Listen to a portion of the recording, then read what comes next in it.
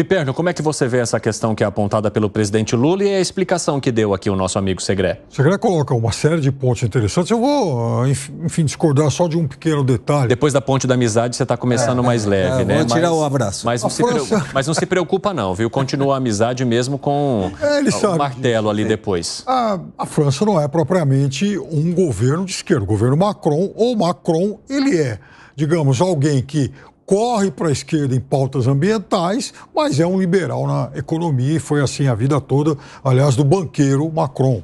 De qualquer forma, há, Segré, um fenômeno no mundo que é o de que as empresas trabalham cada vez com menos pessoas e, em todo o mundo, os salários na indústria caem. Isso é um fenômeno mundial.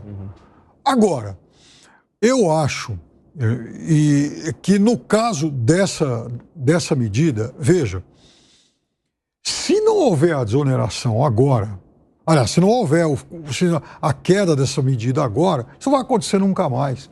Por quê? Porque aqui no Brasil, qualquer tipo de benefício, de vantagem temporária, com o tempo acaba se tornando uma coisa definitiva, incorporada à rotina e incorporada também aos supostos direitos de cada setor. Então, por exemplo, no caso dessa medida, você tem, por exemplo, um benefício para quem produz um determinado tipo de alimento, mas você não tem, por exemplo, um benefício para quem produz macarrão. Uma coisa estranha. Você tem, por exemplo, um benefício para determinados tipos aí de empresas de transporte, por exemplo, transportes rodoviários intermunicipais, mas não tem para outros tipos de transporte. Mas é por isso que há a defesa aqui sempre, inclusive Dávila e Gani falam muito sobre isso, sobre a defesa de que o benefício se estenda a todos os setores. Então, é um benefício, aliás, ruim, concedido pela presidente Dilma.